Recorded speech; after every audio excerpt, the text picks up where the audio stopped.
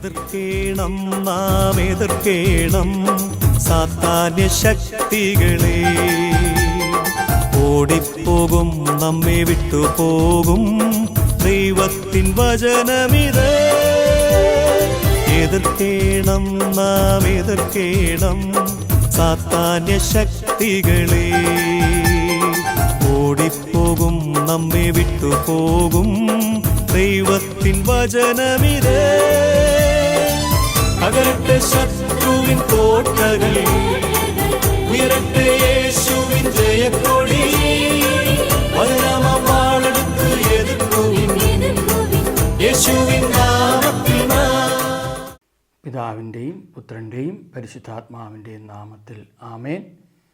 ഈശോയിൽ ഏറ്റവും സ്നേഹമുള്ളവരെ, നമ്മൾ ഇന്ന് ചിന്തിക്കാൻ പോകുന്നത് നിയമാവർത്തന പുസ്തകം 18-ാം അധ്യായത്തിൽ നമ്മൾ വായിച്ചു വരുന്ന 1-ാം പ്രമാണവുമായിട്ട് ബന്ധപ്പെട്ട മേഖലകളിൽ വായിച്ചു വരുന്ന മന്ത്രവാദി എന്നുള്ള മേഖലയെക്കുറിച്ചാണ്. കഴിഞ്ഞ ആഴ്ചയിൽ നമ്മൾ ആഭിചാരത്തെക്കുറിച്ച് ചിന്തിച്ചു. 1-ാം പ്രമാണ മേഖലയുമായിട്ട് ബന്ധപ്പെട്ട് നമ്മൾ ചിന്തിച്ചു വരുമ്പോൾ നിരവധിയായ അന്ധവിശ്വാസങ്ങളിൽ കഴിയുന്ന മനുഷ്യരെക്കുറിച്ച് നമ്മൾ കാണുന്നു. അതിൽ മന്ത്രവാദികൾ, ആ മന്ത്രവാദിയുടെ അടുത്ത് പോകുന്നവർ, അവർക്കുണ്ടാകാൻ പോകുന്ന തകർച്ചകൾ, ദുരിതങ്ങൾ, പ്രത്യേകമായിട്ട് നിത്യത അവർക്ക് നഷ്ടപ്പെടുന്നു എന്നുള്ള മേഖലയെക്കുറിച്ചുള്ള ബോധ്യങ്ങളാണ്. അപ്പോൾ നിങ്ങൾ ദയവായിട്ട് ഈ സന്ദേശങ്ങൾ മുഴുവനായിട്ട് കേൾക്കണം. പ്രിയമുള്ളവരെ, നമ്മൾ കമൻ്റ് ഇടുമ്പോൾ ഒരു കാര്യം ഞാൻ നിങ്ങളെ ഓർമ്മപ്പെടുത്തട്ടെ. നിങ്ങൾ അഭിപ്രായങ്ങൾ എഴുതുന്നതിൽ കുഴപ്പമില്ല, പക്ഷേ ഈ അനാവശ്യമായ പല കാര്യങ്ങളും അതിനകത്ത്, ആവശ്യമില്ലാത്ത പല കാര്യങ്ങളകത്ത് കടന്നു വരുന്നു. അതിൽ ഞാൻ പല പ്രാവശ്യം സൂചിപ്പിച്ചതാണ് ആ വ്യക്തിയുടെ പേര് പറയാൻ കാരണം എന്തോ ഒരു അസ്വസ്ഥത ആ വ്യക്തിക്കുണ്ട് എന്ന് തോന്നുന്നുണ്ട്. അതുകൊണ്ടാണ്. ബെൻ സേവ്യർ എന്നും പറയുന്ന ഒരു വ്യക്തിയാണ്. പുള്ളി കഴിഞ്ഞ പ്രാവശ്യത്തെ കമൻറ്റിനകത്ത് കൊടുത്തിരിക്കുകയാണ്, നിങ്ങൾക്ക് പലരോടും അസൂയയും വെറുപ്പും ഉണ്ട് എന്നുള്ള കാര്യം സത്യം തന്നെയല്ലേ, ആണോ അല്ലയോ? പുള്ളി ചോദിച്ചിരിക്കുകയാണ്. നിങ്ങളടുത്ത് നോക്കിയാൽ കാണാൻ പറ്റും. എനിക്ക് ആരോടും ഒരു അസൂയയോ വെറുപ്പോ ഒന്നുമില്ല. ഞാൻ വ്യക്തമായിട്ട് പറഞ്ഞു. ഇതിനു മുമ്പും ഈ വ്യക്തി ആവശ്യമില്ലാത്ത പല കാര്യങ്ങൾ പറയുകയുണ്ട്. ഞാൻ പറയാത്ത പല കാര്യങ്ങളുണ്ടായി. പുള്ളി എപ്പോഴും ഉപയോഗിക്കുന്നൊരു വാക്കാണ് എനിക്ക് അസൂയ വെറുപ്പ്. എനിക്ക് ആരോടും അങ്ങനെയില്ല. എനിക്ക് തോന്നുന്നു ഞാൻ ഈ ശുശ്രൂഷ ചെയ്യുന്നതിൽ ഈ പറയുന്ന ബെൻ സേവ്യറിന് എന്തോ അസൂയയും വെറുപ്പുള്ളതായിട്ട് തോന്നുന്നുണ്ട്. കാരണം ഞാൻ വ്യക്തമായിട്ട് പറഞ്ഞല്ലോ, നിങ്ങൾക്ക് എന്തെങ്കിലും ഉണ്ടെങ്കിൽ നിങ്ങൾക്ക് ഫോൺ വിളിച്ച് ചോദിക്കാം. അല്ലാതെ ഈ ഒളിപ്പോരാളിയെ പോലെ ഇരുന്നും കൊണ്ട് ഇതിൻ്റെ ID മാറ്റിക്കൊണ്ടൊക്കെ സംസാരിക്കുന്നത് ശരിയല്ല. കാരണം ചില വ്യക്തികൾ വളരെയേറെ എതിർപ്പുള്ളവരുണ്ടെന്ന് എനിക്ക് നല്ല വ്യക്തമായിട്ടറിയാം. അപ്പോൾ അതുകൊണ്ട് ഒളിപ്പോരാളി ആകാതെ നേരിട്ട് വന്ന് വിളിച്ചു ചോദിക്കുക. നിങ്ങളല്ലെങ്കിൽ ഇവിടെ വന്ന് ധ്യാനങ്ങളോ ശുശ്രൂഷകളോ പങ്കെടുത്തിട്ട് ഇതിലെന്താണ് നടക്കുന്നതെന്ന് പറയുക. അല്ലാതെ ഞാൻ പ്രസംഗിക്കുന്ന എല്ലാം കൂടെ നിങ്ങളൊരു നിഗമനത്തിലെത്തി വിവാദം ഉണ്ടാക്കാനായിട്ട് നടക്കരുത്. കാരണം ഇത് ചിലപ്പോൾ ഇത് കേൾക്കുന്ന ഒരാളെ സംബന്ധിച്ചിടത്തോളം അവർ ചിലപ്പോൾ ഒരു ദുർബല മനസ്സാക്ഷിയുള്ള വ്യക്തിയായിരിക്കാം. അപ്പോൾ ഇത് കർത്താവിനെതിരെ ഉള്ളൊരു പ്രവൃത്തിയായിട്ട് തന്നെയാണ് ഞാൻ കാണുന്നത്. കാരണം ഞാൻ ആരോടും വെറുപ്പില്ല, ഒരു വിദ്വേഷമില്ല, ഒരു അസൂയയില്ല. പക്ഷേ ഉള്ള കാര്യം വെട്ടി തുറന്ന് പറയും. അതിന് യാതൊരു മാറ്റമില്ല. അതെല്ലാം വചനത്തിൻ്റെ അടിസ്ഥാനത്തിൽ തന്നെയാണ് പറയുന്നത്. അതിലെന്തെങ്കിലും വിഷമിക്കുന്നുണ്ടെങ്കിൽ നിങ്ങൾ നിങ്ങളെ തന്നെ പരിശോധിക്കുക എന്നുള്ളതേ ഉള്ളൂ. അല്ലാതെ വേറെ ഒരു മാർഗ്ഗം അതിനകത്തില്ല. അല്ലാതെ അതിൽ നിന്ന് വ്യതിചലിച്ച് വേറെ എന്തെങ്കിലുമൊക്കെ പറഞ്ഞ് വെച്ച് ആരെങ്കിലും കൈയ്യടി നേടാൻ. കഴിഞ്ഞ പ്രാവശ്യം ഇട്ടപ്പോഴത്തേക്കൊരു സിബി എന്നും പറഞ്ഞൊരു വ്യക്തി, പുള്ളിയൊരു പാട്ടുകാരനായിട്ടാണ് എനിക്ക് മനസ്സിലാക്കാൻ പറ്റിയത്. ആ വ്യക്തി ഈ പുള്ളിയെ സപ്പോർട്ട് ചെയ്തുകൊണ്ട് എന്തൊക്കെ എഴുതുന്നുണ്ടായിരുന്നു. അതുകൊണ്ട് നിരുത്സാഹപ്പെടുത്താൻ ശ്രമിച്ചാൽ വലിയ കാര്യമൊന്നുമില്ല. കാരണം കർത്താവിൻ്റെ ശുശ്രൂഷ ഇതിനേക്കാളും വലിയ ആൾക്കാരെ നിരുത്സാഹപ്പെടുത്താൻ ശ്രമിച്ചിട്ട് ഒന്നും സംഭവിച്ചിട്ടില്ല. അതുകൊണ്ട് അങ്ങനെ തളർന്നു പോകുന്ന ഒരു അവസ്ഥയുണ്ടെന്ന് ബെൻ സേവ്യർ വിചാരിക്കരുത്. ബെൻ സേവ്യർ വേണമെങ്കിൽ ഒരു കാര്യം ചെയ്യുക, അല്ലെങ്കിൽ നിങ്ങളുടെ കൂടെയുള്ള ശിഷ്യഗണത്തോടും ഇയാളെ സപ്പോർട്ട് ചെയ്യുന്ന ആരെങ്കിലും അവരോട് പറയുക, ഒരു യൂട്യൂബ് ചാനൽ തുടങ്ങിക്കോ, എന്നിട്ട് നിങ്ങളും ഇതിനൊക്കെയുള്ള സന്ദേശങ്ങളൊക്കെ ഇട്. അല്ല ചുമ്മാ ഇങ്ങനെ ഒരു വിമർശന മനോഭാവത്തോടു കൂടി ഇതിനെ കാണാതിരിക്കരുത്. ഇത് നമുക്കൊരു വിശുദ്ധീകരണം ഉണ്ടാകാനും അനുദപിക്കാനും ദൈവിക സത്യങ്ങൾ മനസ്സിലാക്കാനും വേണ്ടിയിട്ടാണ്. അല്ലാതെ ഒരു വെറുപ്പിൻ്റെ അസൂയയുടെ മനോഭാവത്തോടു കൂടി ഇരുന്നും കൊണ്ട് ഇത് കാണരുത്. ഇത് കണ്ടു കഴിഞ്ഞാൽ വചനപ്രകാരം നിങ്ങൾ ശിക്ഷാവിധിയിലേക്ക് കടന്നു പോകുന്നത് തന്നെ എഴുതി വച്ചേക്കുന്നത്. ഇപ്പോൾ ബൈബിൾ അറിയാത്തതിൻ്റെ ഒരു കുഴപ്പമാണ്. കാരണം ചിലർ ഭയങ്കര സഭാസ്നേഹികളാണ്, പക്ഷേ ദൈവസ്നേഹികളല്ല എന്നുള്ളതാണ്. ദൈവസ്നേഹികൾ സഭാസ്നേഹികളാകും, പക്ഷെ സഭാസ്നേഹികളെല്ലാവരും ദൈവസ്നേഹികളാകണമെന്നില്ല. അപ്പോൾ അതുകൊണ്ട് നിങ്ങളുടെ പിന്നാമ്പുറത്ത് ആരാ പ്രവർത്തിക്കുന്നത് എനിക്കറിയത്തില്ല. അതുകൊണ്ട് ധൈര്യമായിട്ട് എന്നെ വിളിച്ചോ, ഞാൻ നിങ്ങളുടെ സംശയങ്ങൾ മാറ്റിത്തരാം. എനിക്ക് യാതൊരു ബുദ്ധിമുട്ടുമില്ല, ഞാൻ തയ്യാറുമാണ്. പിന്നെ തർക്കിക്കാനും ചില ആൾക്കാർ തർക്കിക്കാനും കുറേ ഗ്രൂപ്പുകളുണ്ടല്ലോ. അപ്പോൾ തർക്കവും അവരുടെ ആശയങ്ങൾ അടിച്ചേൽപ്പിക്കാനൊക്കെ വരുന്നവരുണ്ട്. അവരോട് നമുക്ക് താല്പര്യമില്ല. കാരണം നിങ്ങൾ നിങ്ങളുടെ ആശയമായിട്ട് ജീവിക്കുക. പക്ഷേ വചനം ഇതാണ് എഴുതി വെച്ചിരിക്കുന്നത്. കത്തോലിക്ക സഭയുടെ വിശ്വാസ മേഖലകളെന്ന് പറയുന്ന വചനത്തിൽ അധിഷ്ഠിതമാണ്. അപ്പോൾ അതുകൊണ്ട് അതനുസരിച്ച് നമുക്ക് പോകാം, അത്രയേ ഉള്ളൂ. അല്ലാതെ ഒരു സഭയെ രക്ഷിക്കാനൊന്നുമല്ല കർത്താവ് ഇരിക്കുന്നത്. സഭ രക്ഷയിലേക്ക് നയിക്കുന്ന ഒരു മേഖല കൂടിയാണെന്നുള്ളത് നമ്മൾ അറിഞ്ഞിരിക്കുക. ഓക്കെ, നമ്മുടെ വിശദീകരണത്തിലേക്ക് നമുക്ക് കടന്നു വരാം. പ്രിയമുള്ളവർ, നമ്മുടെ ധ്യാനം 11-ാം തീയതി മുതൽ ഡിസംബർ 11 മുതൽ 16 വരെയാണ്. അപ്പോൾ താല്പര്യമുള്ളവർ അതിൽ പങ്കെടുക്കുക. നിങ്ങൾ ബുക്ക് ചെയ്ത് കഴിയുമ്പോൾ നിങ്ങൾക്ക് അതിൻ്റെ ഡീറ്റെയിൽസ് എല്ലാം നിങ്ങൾക്ക് അയച്ചു തരുന്നതായിരിക്കും. ഓൺലൈൻ വഴി നിങ്ങൾക്ക് മൊബൈലിൽ വാട്സപ്പ് വഴി നിങ്ങൾക്ക് പേര് സ്ഥലവും അയച്ച് ബുക്ക് ചെയ്യാവുന്നതാണ്, വിളിച്ച് ചോദിക്കാവുന്നതാണ്. നമ്മളിനി ചിന്തിക്കാൻ പോകുന്ന മന്ത്രവാദികളെക്കുറിച്ചുള്ള മേഖല ബൈബിളിലുണ്ട്. നിയമാവർത്തനം 18:10 നമ്മൾ വായിക്കുന്നു. മകനെ മകളെ ഹോമിക്കുന്നവൻ, പ്രാശ്നികൻ, ലക്ഷണം പറയുന്നവൻ, ആഭിചാരക്കാരൻ, മന്ത്രവാദി, നിശുദ്ധരക്കാരനൊക്കെ വരുന്നുണ്ട്. അപ്പോൾ മന്ത്രവാദിയെക്കുറിച്ച് നമ്മൾ ഒരുപാട് കേട്ടിട്ടുണ്ട്. പഴയ നിയമ കാലഘട്ടങ്ങളിൽ മന്ത്രവാദിയെക്കുറിച്ച് ബൈബിൾ പറയുമ്പോൾ നമുക്ക് കാണാം, രാജാക്കന്മാർ തങ്ങളുടെ സ്വപ്നങ്ങൾ വ്യാഖ്യാനിക്കാൻ വേണ്ടി മന്ത്രവാദികൾ വിളിച്ചു വരുത്തുമായിരുന്നു. ഇപ്പോൾ നമ്മൾ രാജാക്കന്മാരുടെ പുസ്തകത്തിലുണ്ട്, ദാനിയേൽ പ്രവചന പുസ്തകത്തിലുണ്ട്. അതുപോലെ തന്നെ ഉൽപ്പത്തി മുതൽ തന്നെ നമ്മൾ ഈ മേഖല പലപ്പോഴും കാണാറുണ്ട്. അപ്പോൾ അങ്ങനെ വിളിച്ചു വരുത്തുക വഴിയായിട്ട് മന്ത്രവാദികൾ വരുന്നു. എന്നാൽ ദൈവത്തിൻ്റെ കൃപയാൽ ജീവിച്ച ദൈവമനുഷ്യർ അല്ലെ പ്രവാചകന്മാർ, ശരിയായ പ്രവാചകന്മാർ കടന്നു വരികയും ദൈവിക സത്യങ്ങൾ അവിടെ വെളിപ്പെടുത്തുകയും ചെയ്തു. പഴയ നിയമത്തിൽ മന്ത്രവാദിയെ കല്ലെറിഞ്ഞു കൊല്ലണമെന്ന് പറയുമ്പോൾ പുതിയ നിയമത്തിൽ മന്ത്രവാദിക്ക് നഷ്ടപ്പെടാൻ പോകുന്നത് നിത്യതയാണ് എന്നുള്ളത് വചനം രേഖപ്പെടുന്നു. നമുക്ക് ഈ വചനഭാഗങ്ങളിലേക്ക് കടന്നു വരാം. ഇപ്പോൾ മന്ത്രവാദികളെന്ന് വെച്ച് കഴിഞ്ഞാൽ വേദങ്ങളിലെ മന്ത്രങ്ങൾ ഉരുവിട്ട് മറ്റുള്ളവരെ നാശത്തിന് വേണ്ടി മന്ത്രങ്ങൾ ഉച്ചരിക്കുന്ന അല്ലെ ഉരുവിടുന്ന മാന്ത്രിക പ്രവർത്തികൾ ചെയ്യുന്ന വ്യക്തികളെയാണ്. എന്നാൽ നമുക്ക് യേശുക്രിസ്തുവിലൂടെയാണ് നമ്മുടെ രക്ഷ. അതിനാൽ നാം യേശുവിൻ്റെ നാമം ഉരുവിട്ട് മന്ത്രവാദ പ്രവർത്തികൾ ചെയ്തിട്ടുണ്ടെങ്കിൽ അനുദപിക്കണമെന്ന് വെളിപാട് പുസ്തകത്തിൽ എടുത്തെടുത്ത് പറയുന്ന വാക്കുകളുണ്ട്. അപ്പോൾ അതുകൊണ്ട് മന്ത്രവാദം ചെയ്തിട്ടുള്ളവർ പലരും ഉണ്ടാകാം. അതിനാൽ ന്യായീകരിക്കാൻ പോയേക്കരുത്. അത് ചെയ്തിട്ടുള്ളത് സമ്മതിച്ച് അനുദപിച്ച് ദൈവസന്നിധി മാപ്പി ഒതിച്ചു കഴിഞ്ഞാൽ അവർക്ക് ആ മന്ത്രവാദത്തിൻ്റെ മേഖലയിൽ നിന്ന് മോചനം ലഭിക്കും. ഇനി നമ്മൾ പഴയ നിയമത്തിൽ ആ മന്ത്രവാദത്തെക്കുറിച്ച് പറയുന്ന ഭാഗങ്ങൾ ഞാനൊന്ന് വായിക്കാം. ഉൽപ്പത്തി പുസ്തകത്തിൻ്റെ 41:8 അവിടെ പറയുന്നത് ഇങ്ങനെയാണ്: ഈജിപ്തിലെ എല്ലാ മന്ത്രവാദികളെയും ജ്ഞാനികളെയും വിളിപ്പിച്ച് തൻ്റെ സ്വപ്നം അവരോട് പറഞ്ഞു. അത് വ്യാഖ്യാനിക്കാൻ ആർക്കും കഴിഞ്ഞില്ല. ഫറവോയുടെ ഒരു കാര്യത്തെക്കുറിച്ചാണ് അത് പറയുന്നത്. അപ്പോൾ ഈജിപ്തിലെ എല്ലാ മന്ത്രവാദികളെയും വിളിച്ച്, ഇപ്പോൾ ആദ്യം മുതലേ തന്നെ ബാൽദേവനെയൊക്കെ ആരാധിച്ചു പോകുന്ന അന്യദേവ ആരാധന നടത്തുന്ന വ്യക്തികൾ എപ്പോഴും ആശ്രയിക്കുന്നത് ഈ മന്ത്രവാദത്തിലായിരുന്നു. ദാനിയേൽ പ്രവചന പുസ്തകം 2-ാം അധ്യായത്തിൻ്റെ 2-ാം തിരുവചനത്തിൽ പറയുന്നുണ്ട്, സ്വപ്നം വ്യാഖ്യാനിക്കാൻ മന്ത്രവാദികളെയും ആഭിചാരകന്മാരെയും ശുദ്രപ്രയോഗക്കാരെയും കൽദായരെയും വരുത്താൻ രാജാവ് കൽപ്പിച്ചു. അപ്പം അങ്ങനെ ഒരു മേഖല പുറപ്പാടിൽ നമ്മൾ വായിക്കുന്നു 7:22. ഈജിപ്തിലെ മന്ത്രവാദികളും തങ്ങളുടെ മാന്ത്രിക വിദ്യയാൽ അപ്രകാരം ചെയ്തു. കർത്താവ് പറഞ്ഞതുപോലെ ഫറവോ കൂടുതൽ കഠിനഹൃദയനായി, അവൻ അവരുടെ വാക്ക് കേട്ടതുമില്ല. അപ്പോൾ ഈ ഫറവോയുടെ കാലഘട്ടങ്ങളിൽ ഈജിപ്തിൻ്റെ അടിമത്തത്തിലായിരുന്ന സമയങ്ങളെല്ലാം ഇവർ മന്ത്രവാദത്തിന് അടിമകളായിരുന്നു. അതുകൊണ്ട് കർത്താവ് തന്നെ ഇസ്രായേൽ ജനത്തിന് നിയമം കൊടുക്കുമ്പോഴെല്ലാം പറയുന്നൊരു കാര്യമാണ്. ലേവ്യ പുസ്തകം 19:31 പറയുകയാണ്, നിങ്ങൾ മന്ത്രവാദികളെയും ശകുനക്കാരെ സമീപിച്ച് അശുദ്ധരാകരുത്, ഞാനാണ് നിങ്ങളുടെ ദൈവകർത്താവ്. മന്ത്രവാദ പ്രവൃത്തി ചെയ്യുന്ന ഒരു വ്യക്തിയും മന്ത്രവാദിയെ സമീപിക്കുന്ന ഒരു വ്യക്തിയും അശുദ്ധരാണ് എന്ന് പറയുന്നുണ്ട്.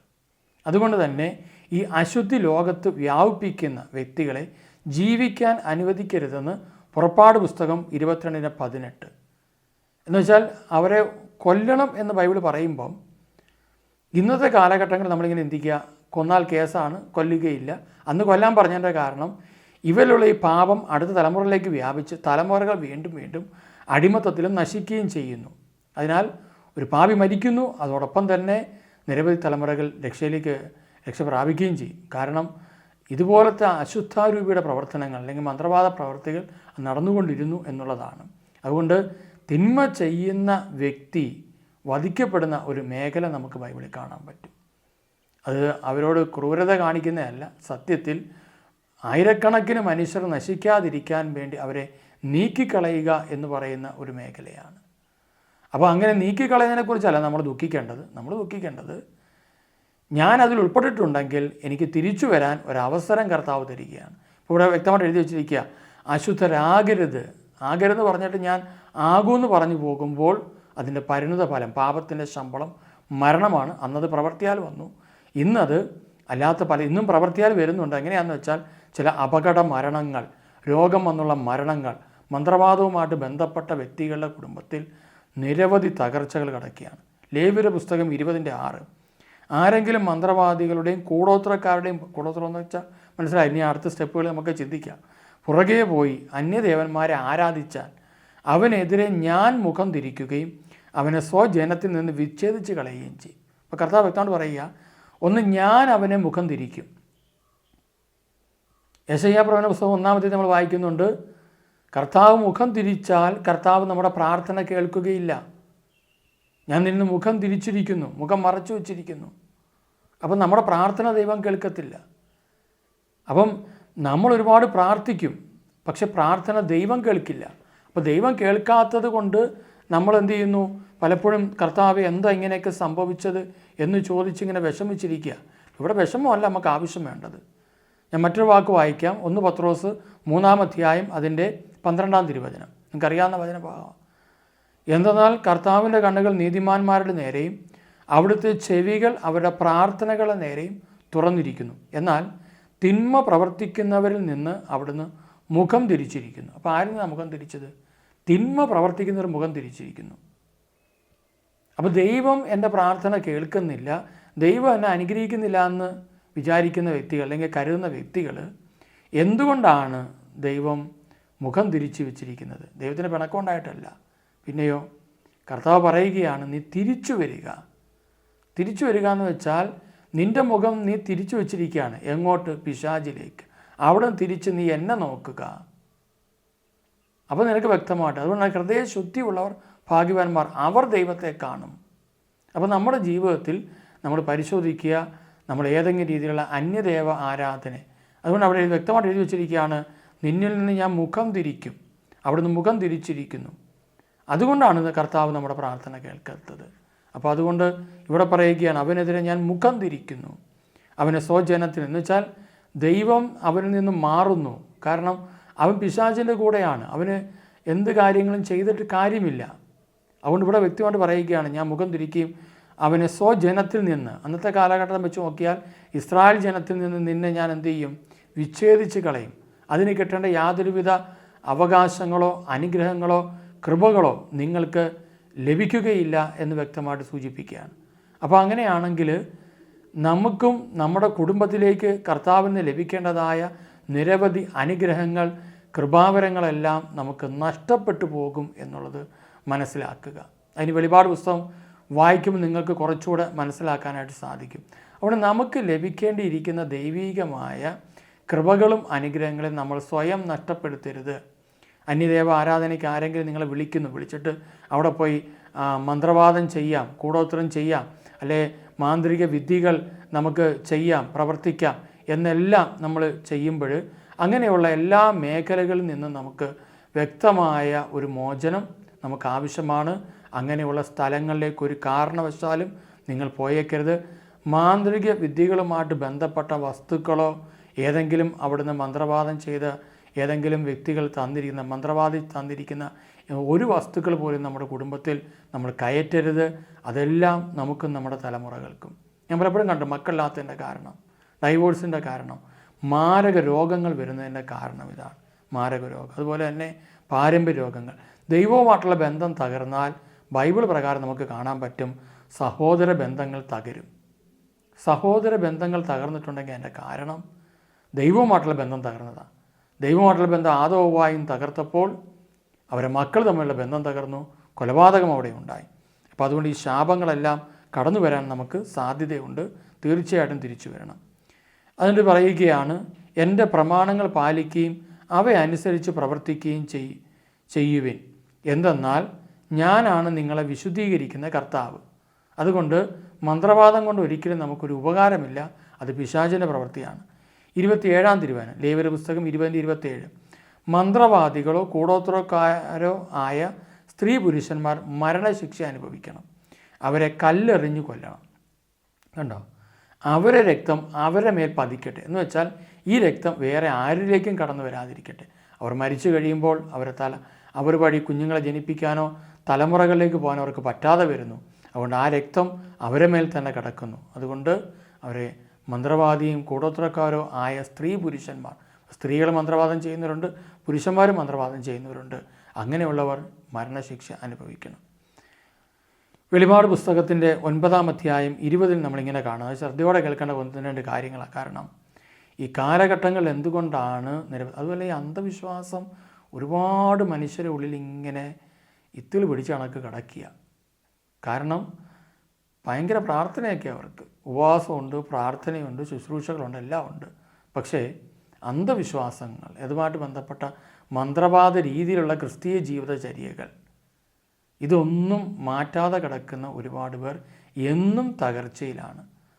വെളിപാട് പുസ്തകത്തിന് 9:20 പറയുകയാണ്, ഈ മഹാമാരികൾ നിമിത്തം മൃതരാകാതെ അവശേഷിച്ചവർ തങ്ങളുടെ കരവേലയെപ്പറ്റി അനുതപിക്കുകയോ പിശാചുക്കളെയും കാണാനോ കേൾക്കാനോ നടക്കാനോ കഴിവില്ലാത്തതും സ്വർണം, വെള്ളി, പിച്ചള, കല്ല്, തടി എന്നിവയാൽ നിർമ്മിക്കപ്പെട്ടതുമായ വിഗ്രഹങ്ങളെയും ആരാധിക്കുന്നതിൽ നിന്ന് പിന്തിരിയുകയും ചെയ്തില്ല. വിഗ്രഹാരാധന, അതിനെക്കുറിച്ച് പിന്നെ നമ്മൾ വരുന്നുണ്ട്. ഈ രൂപങ്ങളൊക്കെ എന്താണെന്നുള്ളതിനെക്കുറിച്ച് കുറച്ചുകൂടെ ഡീറ്റെയിൽ ആയിട്ട് വരുന്നുണ്ട്. ഇത് ഉപയോഗിക്കാവില്ലയോ എന്നുള്ളതിനെക്കുറിച്ചൊക്കെ നമ്മൾ ചിന്തിക്കും.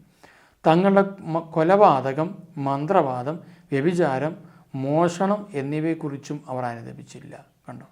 അപ്പം ഈ ഓരോ വ്യക്തികൾക്കും കർത്താവ് ഒരു അവസരം കൊടുത്തിട്ടുണ്ട് അനുദപിക്കാൻ. അപ്പം അവരെന്ത് ചെയ്തു? തങ്ങളുടെ മന്ത്രവാദത്തെക്കുറിച്ച് അവർ അനുദപിച്ചില്ല.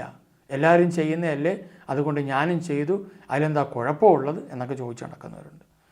ഇനി സ്വർഗത്തിൽ പോകാത്ത ആരൊക്കെയാണ് എന്നുള്ള ലിസ്റ്റൊക്കെ വായിക്കുമ്പോൾ വെളിപാട് പുസ്തകം 21:8 പറയുകയാണ്, എന്നാൽ ഭീരുക്കൾ, അവിശ്വാസികൾ, ദുർമാർഗികൾ, കൊലപാതകികൾ, വ്യഭിചാരികൾ, മന്ത്രവാദികൾ, വിഗ്രഹാരാധക, കാപടിക എന്നൊരു ഓഹരി തീയും ഗന്ധവും എരിയും തടാകവുമായിരിക്കും. എന്ന് വെച്ചാൽ അവർക്ക് നിത്യനരകമായിരിക്കും. അപ്പോൾ അതുകൊണ്ട് മന്ത്രവാദികൾക്കെല്ലാം നിത്യനരകമാണ് കിട്ടാൻ പോകുന്നത് എന്ന തിരിച്ചറിവുണ്ടാവുക. മന്ത്രവാദിയുടെ അടുക്കിലേക്ക് പോകുന്നവർക്കും നിത്യനരകമാണ്. അവിടെ ഈ നിത്യനരകത്തിൽ കിടക്കുന്ന വ്യക്തിയെ പിന്നെ രക്ഷിക്കാനൊന്നും ഇവിടെ ആർക്കും പറ്റത്തില്ല. ഹെബ്രായർ 10:26 നമ്മൾ വായിച്ചാൽ മതി. സത്യത്തെ സംബന്ധിച്ച് പൂർണ്ണമായ അറിവ് ലഭിച്ചതിന് ശേഷം മനഃപൂർവ്വം നാം പാപം ചെയ്യുന്നുണ്ടെങ്കിൽ പാപങ്ങൾക്ക് വേണ്ടി അർപ്പിക്കപ്പെടാൻ പിന്നൊരു ബലി അവശേഷിക്കുന്നില്ല. പിന്നെന്താണ്? ശത്രുക്കളെ വിഴുങ്ങിക്കളയുന്ന അഗ്നിയുടെ ക്രോധവും സംഹിതമായ കാത്തിരിപ്പും മാത്രമാണ് അവിടെ അവശേഷിക്കുന്നത്. അപ്പോൾ അതുകൊണ്ട് നിത്യനരകത്തെക്കുറിച്ചാണ്, അഗ്നിക്രോധത്തെക്കുറിച്ച് അവിടെ പറയുന്നുണ്ട്. അല്ലാതെ മരിച്ചിട്ട് നന്നാകാമെന്ന് ആരും വിചാരിച്ചേക്കരുത്. മരിച്ചു കഴിഞ്ഞാൽ പിന്നെ സാധ്യതയില്ല. അതിന് മുമ്പാണ് ഇതൊക്കെ തീരുമാനമെടുക്കേണ്ടത്. അതുകൊണ്ട് അനുദപിക്കാൻ ഒരവസരം ജീവിച്ചിരിക്കുമ്പോഴേ ഉള്ളൂ. കാരണം നമുക്ക് മനസ്സുള്ളത് ജീവിച്ചിരിക്കുമ്പോഴാണ്. മരിച്ചു കഴിഞ്ഞാൽ നമുക്ക് മനസ്സില്ല. അതുകൊണ്ട് മാനസാന്തരപ്പെടാൻ പറ്റത്തില്ലെന്നേ, അനുദപിക്കാൻ പറ്റില്ല നമുക്ക്. അപ്പോൾ അതുകൊണ്ട് അവിടെ വ്യക്തമായിട്ട് പറഞ്ഞു വെച്ചിരിക്കുന്നത്. അതിൻ്റെ വെളിപാട് പുസ്തകം, ഇതാണ് 2ാമത്തെ മരണം. വെളിപാട് പുസ്തകം 22:14 ജീവൻ്റെ വൃക്ഷത്തിന്മേൽ അവകാശം ലഭിക്കാനും കവാടങ്ങളിലൂടെ നഗരത്തിലേക്ക് പ്രവേശിക്കാനും തങ്ങളുടെ അങ്കികൾ കഴുകി ശുദ്ധരാക്കിയവർ ഭാഗ്യവാന്മാർ. നായ്ക്കളും മന്ത്രവാദികളും വ്യഭിചാരികളും കൊലപാതകികളും വിഗ്രഹാരാധകരും അസത്യത്തെ സ്നേഹിക്കുകയും അത് പ്രവർത്തിക്കുകയും ചെയ്യുന്ന സകലരും പുറത്താണ്. അവർ സ്വർഗത്തിനകത്ത് കയറില്ല, അവർ പുറത്താണ്. കണ്ടോ? അവിടെ എഴുതി വച്ചിരിക്കുകയാണ്, മന്ത്രവാദികൾ പുറത്താണ്, അകത്തല്ല അവർ. അപ്പോൾ അതുകൊണ്ട് കർത്താവ് നമുക്ക് തന്നിരിക്കുന്ന അനുദപിക്കാൻ അവസരമുണ്ട്. നമ്മൾ അനുദപിക്കണം. രാജാക്കന്മാരുടെ പുസ്തകം 17:17 അവർ പുത്രന്മാരെ ദഹനബലിയായി അർപ്പിക്കുകയും ശകുനം നോക്കുകയും മന്ത്രവാദം നടത്തുകയും കർത്താവ് കാണുകെ തിന്മയ്ക്ക് തങ്ങളെ തന്നെ വിൽക്കുകയും ചെയ്ത് അവിടുത്തെ പ്രകോപിപ്പിച്ചു. സമരിയാദേശത്തിൻ്റെ നാശം അതായിരുന്നു. അതുകൊണ്ട് പ്രിയമുള്ളവരെ, മുമ്പ് എപ്പോഴെങ്കിലും നിങ്ങൾ ചെയ്തിട്ടുണ്ടെങ്കിൽ അതിനെ ഓർത്ത് അനുദപിക്കുക, തെറ്റ് തിരുത്തുക, കർത്താവെ മാപ്പ് തരണമെന്ന് പറയുക. 2 തിമോത്തി 2:19 എന്നാൽ ദൈവം ഉറപ്പിച്ച അടിത്തറ ഇളകാതെ നിൽക്കുന്നു, അതിൽ ഇങ്ങനെ മുദ്രിതമായിരിക്കുന്നു, കർത്താവ് തനിക്ക് സ്വന്തമായിട്ടുള്ളവരെ അറിയുന്നു, കർത്താവിൻ്റെ നാമം വിളിക്കുന്നവരെല്ലാം പാപത്തിൽ നിന്ന് ഒഴിഞ്ഞു നിൽക്കട്ടെ. ഒരുപാട് പേര് പള്ളിയിൽ പോകുന്നു, ധ്യാനത്തിന് പോകുന്നു, ശുശ്രൂഷകൾ നയിക്കുന്നു, പങ്കെടുക്കുന്നു, പ്രാർത്ഥനകളൊക്കെ ഉണ്ട്. പക്ഷേ പാപത്തിന് ഒഴിഞ്ഞു നിൽക്കുന്നില്ല. അപ്പോൾ കർത്താവിൻ്റെ നാമം വിളിക്കുന്നവർ പാപത്തിൽ നിന്ന് ഒഴിഞ്ഞു നിൽക്കണം. അപ്പോൾ മന്ത്രവാദത്തിന് പോകുന്ന ഒരു വ്യക്തി കർത്താവിന് വിരുദ്ധമായിട്ട് പ്രവർത്തിക്കുന്ന വ്യക്തിയാണ്. ആ വ്യക്തി കർത്താവിൻ്റെ നാമത്തെക്കുറിച്ച് അറിയണം, ക്രിസ്തു വിശ്വാസത്തിലേക്ക് വരണം, ക്രിസ്തുവിനെ മനസ്സിലാക്കണം. അല്ലാതെ പള്ളിയിൽ പോകുന്നു, പ്രാർത്ഥിക്കുന്നു, കർത്താവിൻ്റെ നാമമൊക്കെ ഉരുവിടുന്നുണ്ട്. പക്ഷേ അങ്ങനെ വിളിക്കുന്ന നിങ്ങൾ, അപ്പോസ്തലൻ പറയുകയാണ്, പാപത്തിൽ നിന്ന് ഒഴിഞ്ഞു നിൽക്കട്ടെ, ഇങ്ങനെയുള്ളവരുമായിട്ടുള്ള ബന്ധങ്ങളിൽ നിന്ന് ഒഴിഞ്ഞു നിൽക്കട്ടെ. അതിനാൽ എന്നെ കേൾക്കുന്ന ആരെങ്കിലും മന്ത്രവാദം ചെയ്യുന്നവരുണ്ടെങ്കിൽ, ആർക്കെങ്കിലും ഇല്ല ചെയ്തുകൊണ്ടിരിക്കുന്നവരുണ്ടെങ്കിൽ, അതുമായിട്ട് ബന്ധപ്പെട്ടാണ് ആ വിചാര പ്രവൃത്തി നമ്മൾ കഴിഞ്ഞ ആഴ്ച ചിന്തിച്ചു. ഇനി മന്ത്രവാദ ഇടത്തേക്ക് പോകുന്നവരുണ്ടെങ്കിൽ, ആരെങ്കിലും വന്ന് നിങ്ങളെ വശീകരിച്ചിട്ട് നമുക്ക് അങ്ങോട്ട് പോകാം, അവിടെ പോകാം, ഇവിടെ പോകാം, ആ വചനങ്ങളൊക്കെ നമ്മൾ കഴിഞ്ഞ ക്ലാസ്സുകളിൽ പറഞ്ഞുകൊണ്ട് പിന്നെ ആവർത്തിക്കാത്ത, അപ്പം നിങ്ങളെ വശീകരിച്ച് കൊണ്ടുപോകും. അപ്പം കുറേ പണമൊക്കെ ചിലവാക്കി. ഞാനൊരു കാര്യം വീണ്ടും വീണ്ടും ആവർത്തിക്കട്ടെ, യേശു ക്രിസ്തുവിൻ്റെ രക്ഷ നിങ്ങൾക്ക് ലഭിക്കാൻ 10 പൈസയുടെ ചിലവില്ല. നിങ്ങളൊരു പൈസ പോലും ചിലവാക്കണ്ട, ക്രിസ്തുവിൻ്റെ രക്ഷ നിങ്ങൾക്ക് ലഭിക്കാൻ. നാം സുവിശേഷ വേലയ്ക്ക് വേണ്ടി കൊടുക്കുന്ന പണമെന്ന് പറയുന്നത് ദശാംശമാകട്ടെ എന്താകട്ടെ, അത് തീർച്ചയായിട്ടും പ്രിയമുള്ളവരെ സുവിശേഷം എത്തിക്കാനുള്ള ചില ചിലവുകളുണ്ട്. സുവിശേഷത്തിന് പണം വേണ്ട, പക്ഷെ സുവിശേഷം എത്തിക്കണമെങ്കിൽ, ഇപ്പം നമുക്കറിയാം ഒരു സ്ഥലത്തേക്ക് യാത്ര ചെയ്യണമെങ്കിൽ, ഇപ്പോൾ അതുമായിട്ട് ബന്ധപ്പെട്ട ഉപകരണങ്ങൾ മേടിക്കണമെങ്കിൽ ഇതിനെല്ലാം നമുക്ക് ചിലവുണ്ട്. ഇപ്പോൾ ധ്യാന കേന്ദ്രത്തിൽ ഭക്ഷണം കൊടുക്കുന്നു, അതിന് ചിലവുണ്ട്. വെള്ളത്തിന് ചിലവുണ്ട്, കറണ്ടിന് ചിലവുണ്ട്, സ്ഥാപനത്തിൻ്റെ വാടകയ്ക്ക് ചിലവുണ്ട്. അതല്ല ഞാൻ ഉദ്ദേശിച്ചത്. നിങ്ങൾ യേശു ക്രിസ്തുവിനെ സ്വന്തമായിട്ട് സ്വീകരിക്കാൻ നിങ്ങൾ ഒരു പൈസയും മുടക്കേണ്ട ആവശ്യമില്ല. നിങ്ങളുടെ ശാരീരിക ആവശ്യങ്ങൾക്ക് വേണ്ടി മാത്രം നിങ്ങൾ കാശ് മുടക്കുന്നു എന്ന് മാത്രം. ഒരു വസ്തുവിൻ്റെ ആവശ്യമില്ല. ഇന്ന് ക്രിസ്ത്യൻ മന്ത്രവാദ രീതികൾ വർദ്ധിച്ചുകൊണ്ടിരിക്കുക. ഉപ്പ്, എണ്ണ, തേൻ ഇതൊക്കെ ഉപയോഗിച്ച് കഴിഞ്ഞാൽ ഒരു മന്ത്രവാദി ചെയ്യുന്നത് പോലെയാണ്. ഇന്ന ഹോമം ചെയ്യണം, ഇന്ന യാഗം ചെയ്യണം, ഇന്ന പരിപാടി ചെയ്യണമെന്നൊക്കെ മന്ത്രവാദം ചെയ്യുന്ന പോലെയാണ് ഇന്ന് ധ്യാന കേന്ദ്രങ്ങളിലും ശുശ്രൂഷാലയങ്ങളിലും. ഇതിൻ്റെയൊക്കെ വ്യക്തിയായിരിക്കും നേരത്തെ പറഞ്ഞ ബെൻസീവറൊക്കെ ഇവരെ അനുകൂലിക്കുന്ന വ്യക്തികളായിരിക്കും. പുള്ളിക്ക് അതുകൊണ്ട് ഇഷ്ടപ്പെടാത്തതെന്ന് തോന്നുന്നു.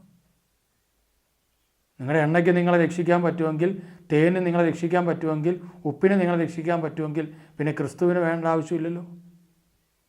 നിങ്ങൾ മാമോദിസ സ്വീകരിച്ചത് എന്തിനാ? യേശു ക്രിസ്തുവിൻ്റെ പക്കലേക്ക് പോകുന്നത് എന്തിനാ? ഈ സാധനങ്ങളൊക്കെ മേടിച്ച് പലചരക്കട പോലെ ഒരെണ്ണം ശരിയാക്കിയാൽ പോലെ. ആത്മാവിൽ ആരംഭിച്ചിട്ട് ശരീരത്തിൽ അവസാനിപ്പിക്കുന്നു. ക്രിസ്ത്യൻ മന്ത്രവാദ മേഖലകൾ ഇന്ന് വർദ്ധിച്ചുകൊണ്ടിരിക്കുന്നു. നിങ്ങൾ ഇന്നത് ചെയ്താലേ നിങ്ങൾക്ക് അനുഗ്രഹം കിട്ടൂ, അങ്ങനെ ചെയ്താലേ ഇങ്ങനെ ചെയ്യാൻ അനുഗ്രഹം കിട്ടൂ. പ്രിയമുള്ളവരെ, നമ്മുടെ ശാപങ്ങളെയും പാപങ്ങളെയും രോഗങ്ങളെയും തകർച്ചകളെയും എല്ലാം ഇല്ലാതാക്കുവാൻ വേണ്ടി യേശുക്രിസ്തു കാൽവരി കുരിശിൽ മരിച്ചു. അത് നമ്മൾ മരിക്കാതിരിക്കാൻ, നമ്മളെ വിലയ്ക്ക് വാങ്ങാൻ കർത്താവാണ് പണം കൊടുത്തത്. പണമെന്ന് പറയുമ്പോൾ കർത്താവ് തൻ്റെ ജീവനെ വിലയായി നൽകിയതാണ്. പിശാചിൻ്റെ അടിമത്തിൽ നമ്മളെ മോചിപ്പിച്ച് നമ്മളെ വിലയുള്ളവരായി കർത്താവ് കണ്ടു. എന്നിട്ടും വിലകെട്ട ജീവിതം നയിച്ച് ഇപ്പോഴും ഇങ്ങനെ ആകെ ബുദ്ധിമുട്ടി കഴിയുക. അവിടെ തകർച്ചകളിൽ കിടക്കുന്നവർക്ക് തിരിച്ചു വരുവാൻ കർത്താവ് എല്ലാ സഹായവും ചെയ്തു വെച്ചിട്ടുണ്ട്. പക്ഷേ വീണ്ടും വീണ്ടും നിങ്ങളെ ഭിന്നിപ്പിക്കുന്ന, നിങ്ങളെ നശിപ്പിക്കുന്ന, തകർക്കുന്ന അന്യദേവൻ്റെ മന്ത്രവാദത്തിൻ്റെ പ്രവൃത്തികളുടെ പിന്നാലെയാണ് പോകുന്നതെങ്കിൽ ഒരു കാലത്തും നമുക്ക് രക്ഷയില്ല.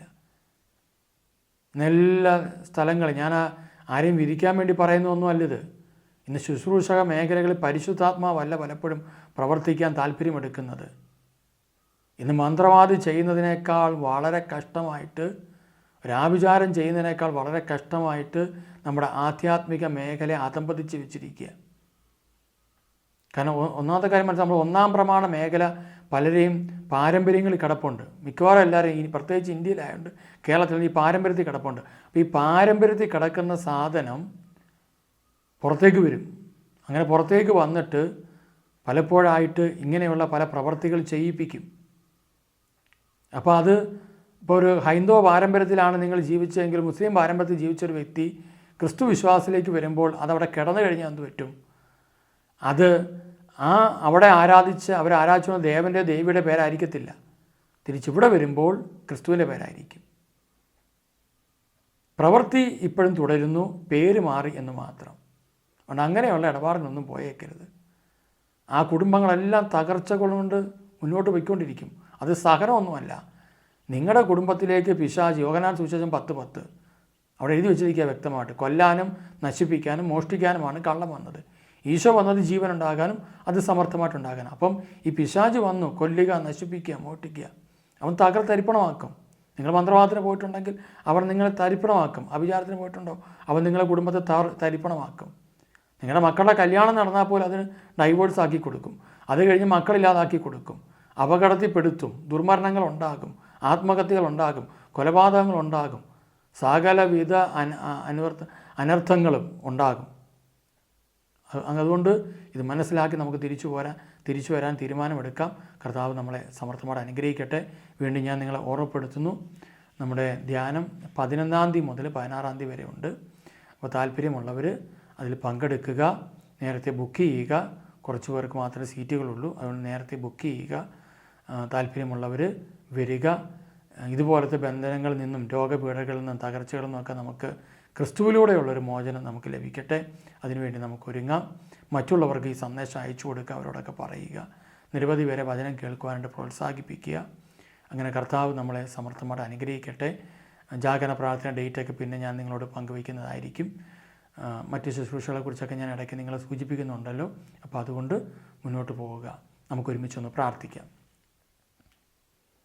കാരുണ്യവാനായ കർത്താവേ, അന്ധവിശ്വാസത്തിൻ്റെ അടിമത്തങ്ങൾ ഞങ്ങളുടെ പൂർവിക മേഖലകളിലുണ്ട്. പത്രോസ്ലീഹ എഴുതിയ ലേഖനത്തിൽ പറഞ്ഞതുപോലെ, പിതാക്കന്മാർ നിങ്ങൾക്ക് ലഭിച്ച വ്യർത്ഥമായ ജീവിത രീതിയിൽ നിങ്ങൾ വീണ്ടെടുക്കപ്പെട്ടിരിക്കുന്നത് നശിച്ചു പോകുന്ന സ്വർണ്ണമോ കൊണ്ടല്ല, പിന്നെയോ നശിച്ചു പോകാത്ത കുഞ്ഞാടിൻ്റേതുപോലെയുള്ള അമൂല്യ രക്തം കൊണ്ടാണ്. വില നിർണ്ണയിക്കാൻ പറ്റാത്ത കുഞ്ഞാടിൻ്റെ അമൂല്യ രക്തം കൊണ്ടാണെന്ന് പറഞ്ഞിട്ടുണ്ടല്ലോ. അതിനാൽ ഞങ്ങളുടെ ജീവിതത്തിലും ഒരിക്കലും വില നിർണ്ണയിക്കാൻ പറ്റാത്ത അങ്ങയുടെ രക്തം കൊണ്ട് മനുഷ്യരായ ഞങ്ങളെ വിലയ്ക്ക് വാങ്ങി ഈ ഭൂമിയിൽ കൊണ്ട് വീണ്ടും ജീവിപ്പിക്കുന്നതിനായിട്ട് നന്ദി പറയുന്നു.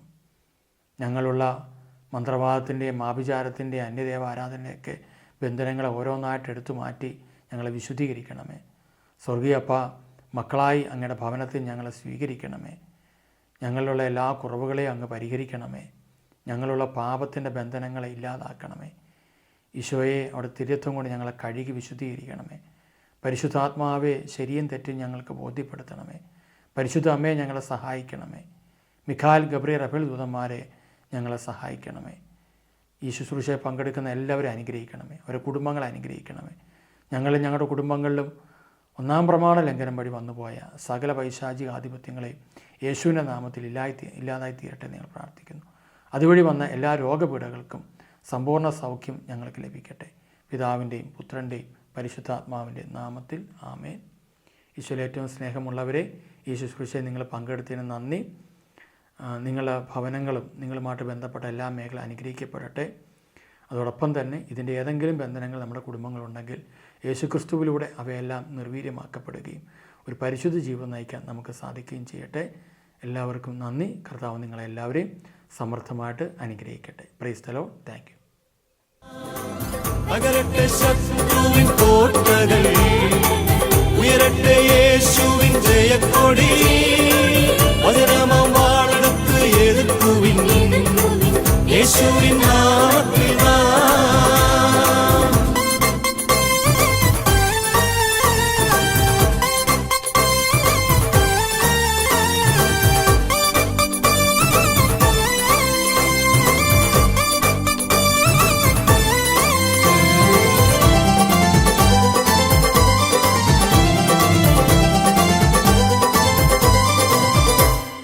പാപത്തിൻ്റെ രോഗത്തിൻ്റെ ഭയത്തിൻ്റെ ശക്തികളെ യേശുവിൻ നാമത്തിൽ കൽപ്പിക്കുന്നു, വിട്ടുപോകാ. പാപത്തിൻ്റെ രോഗത്തിൻ്റെ ഭയത്തിൻ്റെ ശക്തികളെ യേശുവിൻ നാമത്തിൽ കൽപ്പിക്കുന്നു, വിട്ടുപോകാൻ. അകലത്തെ ശത്രുവിൻ കോട്ടകൾ, ഉയരട്ടെ യേശുവിൻ ജയക്കോ